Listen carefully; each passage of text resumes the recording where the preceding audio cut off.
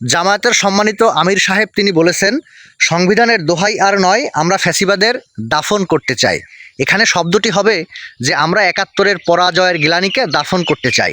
আপনারা নিশ্চয়ই জেনে থাকবেন ৫ তারিখের পর থেকে এই জামায়াত এনসিপি জোট তারা সুপরিকল্পিতভাবে বিএনপিকে জুলাইয়ের বিপক্ষের শক্তি, জুলাইয়ের সাথে গাদ্দারি করেছে এমনটা জনগণের সামনে উপস্থাপনা করায় তারা কিন্তু ব্যস্ত আছে।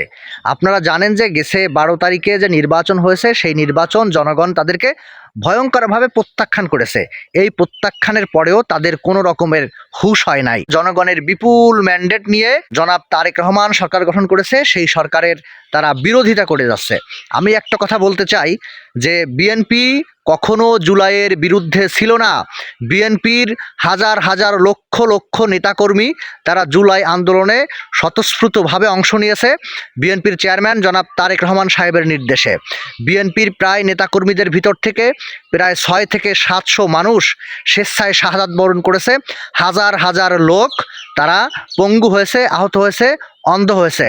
তাই আপনারা জনগণের সামনে যেভাবে বিএনপিকে উপস্থাপন করতেছেন বিএনপি জুলাইয়ের বিপক্ষে, এটা কখনো জনগণ মেনে নেবে না। এবং জনগণ যে আপনাদের ইতিমধ্যে প্রত্যাখ্যান করেছে তার সুস্পষ্ট প্রমাণ হলো, আন্দোলনের ডাক দিয়েছিলেন বাইতুল মোকাররম মসজিদের সামনে, সেখানে মাত্র ৮ জন লোক উপস্থিত হয়েছে। এটি একটি সুস্পষ্ট প্রমাণ। তাই আমি বলবো আপনারা এই পথ থেকে ফিরে আসুন, ৭২-এর সংবিধান মেনে নিন।